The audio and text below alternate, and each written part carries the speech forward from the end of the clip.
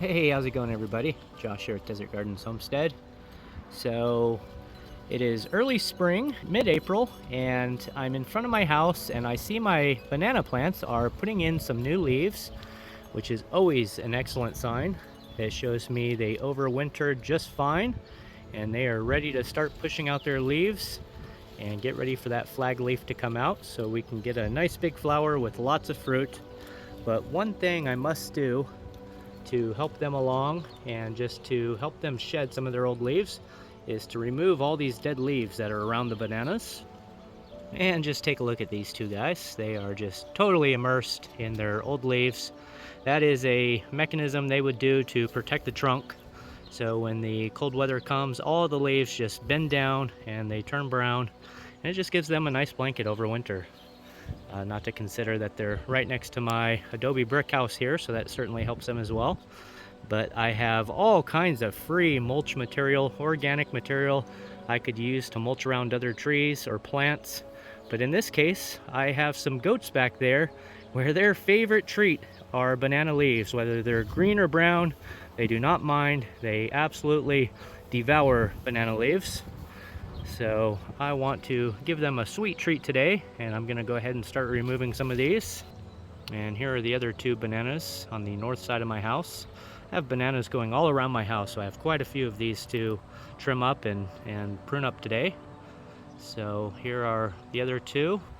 And I also have a massive cardoon out here that has all kinds of organic material.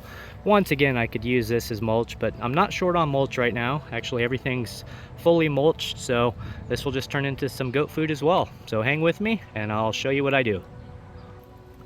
This poor hollyhock, it so wants to grow up and flower for me, but unfortunately, it is just in the worst possible place ever. And so I don't know if I'm going to just leave it to fend for itself or if I want to pull it out and transplant it elsewhere. But that is certainly a hollyhock, and I absolutely love hollyhock because they are dynamic accumulators. We come over here. Here is a growing clump here, and they just self-seed and grow back readily. So I absolutely love them. Here's some stalks from last year. But back to the order of business. Let's go ahead and trim up some of these bananas. I have my trusty machete here, and if the machete doesn't cut it, then I have some pruning shears. Okay, so what I like to try to do is just try to get them as close to the trunk as possible, and just give it a nice little cut.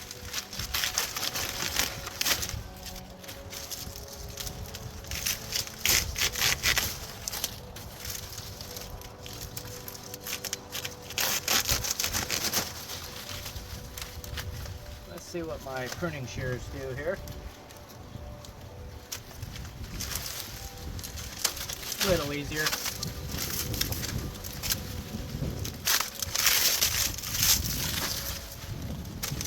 I'm just getting all the big stuff off first.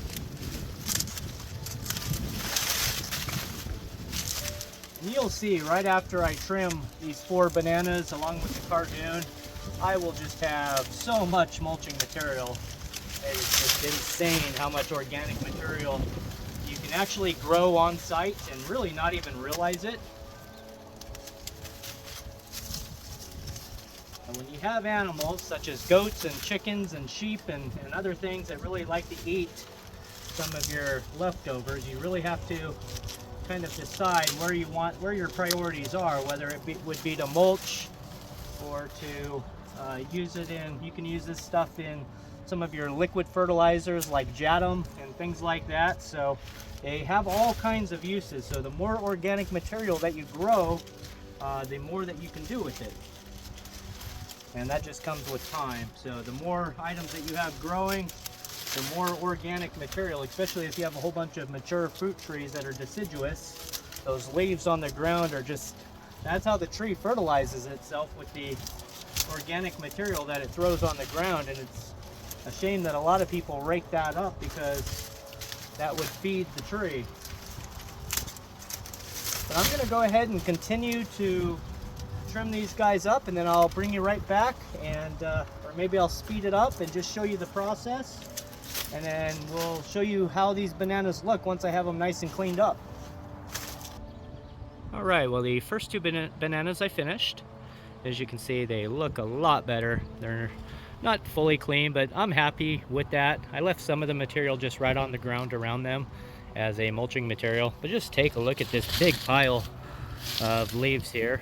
It's just a huge pile. I'll just go ahead and put into my wheelbarrow. And so that's just from the two bananas. So with just those two bananas, I got a huge pile of organic material here. And this would just be primo mulching material. If you wanted a finer mulch, one trick is to, if you have a lawnmower, just put it in a pile and then just put your lawnmower over it and allow it to mulch itself. That's something I do periodically if I have, you know, larger leaves or something I just want to crush down. I do have a chipper shredder, but it's kind of a hassle to get that out for something small. But yeah, so if you wanted to make it into smaller pieces, that is certainly possible. So next order of business, since I'm right next to my cardoon, let me go ahead and clean this guy up. Let me just show you a picture of what it looks like beforehand.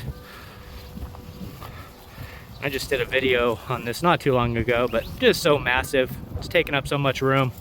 We have a big problem with rattlesnakes here in the desert. So my wife is always so afraid of the rattlers around here, which I don't blame her. I'm not personally afraid of them.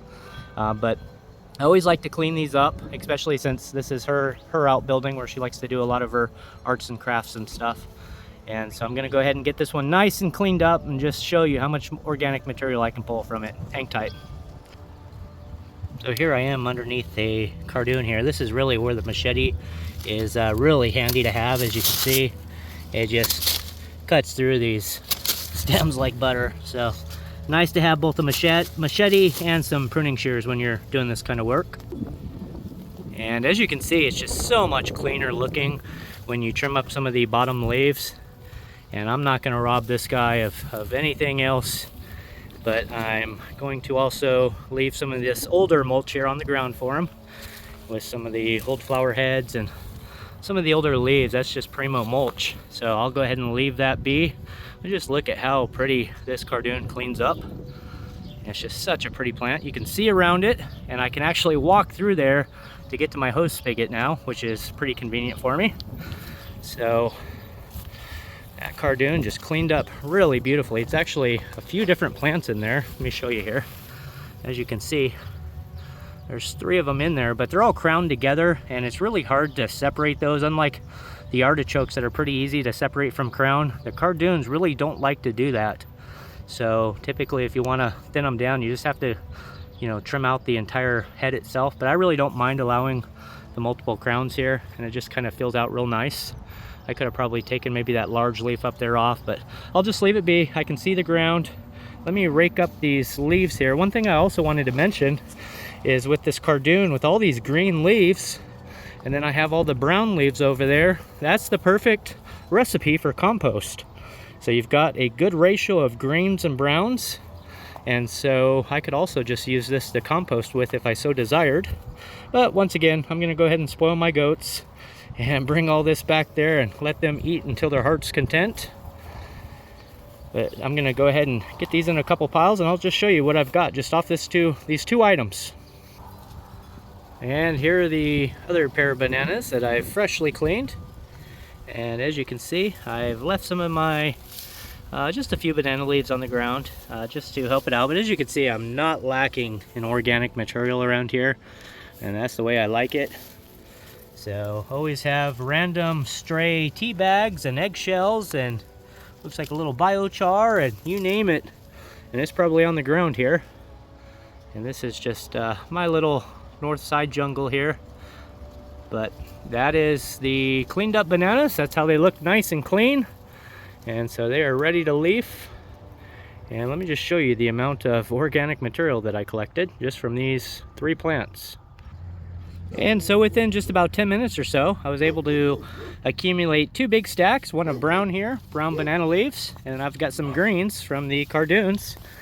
And these are pretty heavy stacks. It's kind of hard to show you the size of these on the ground, but let me put them in the wheelbarrow. I'll start with the cardoons as my base layer, and I'll put the banana leaves up, and let's see how high of a pile they form in my wheelbarrow. Well, the cardoon leaves themselves almost take up a whole wheelbarrow. And so now I've still got the large pile of banana leaves. So I'm gonna have a heaping load to bring out to my goats. So let me go ahead and put the banana leaves on. And that, my friends, is a pile. So that would make a fabulous compost. If you needed to start a compost pile, this would take you a long ways on getting a nice compost pile started.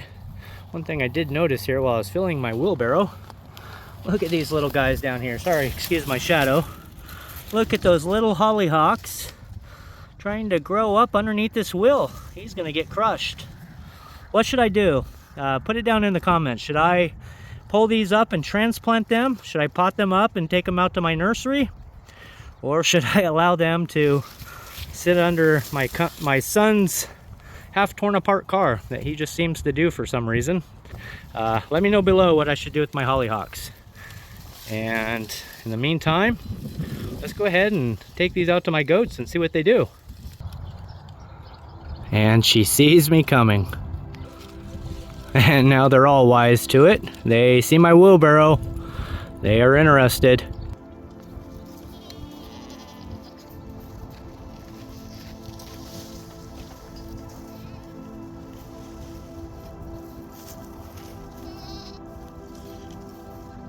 You guys want some banana leaves? Yeah, buddy.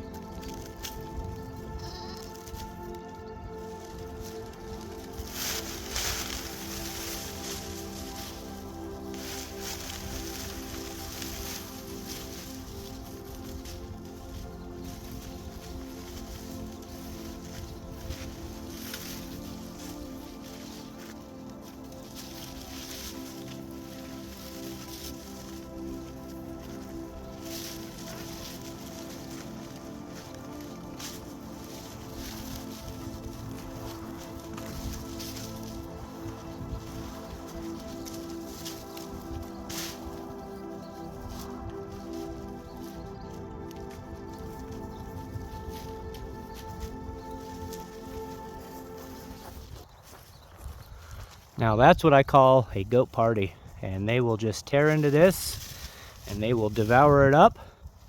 And the big plus for me is that I can save myself a little bit of the alfalfa and rye over there.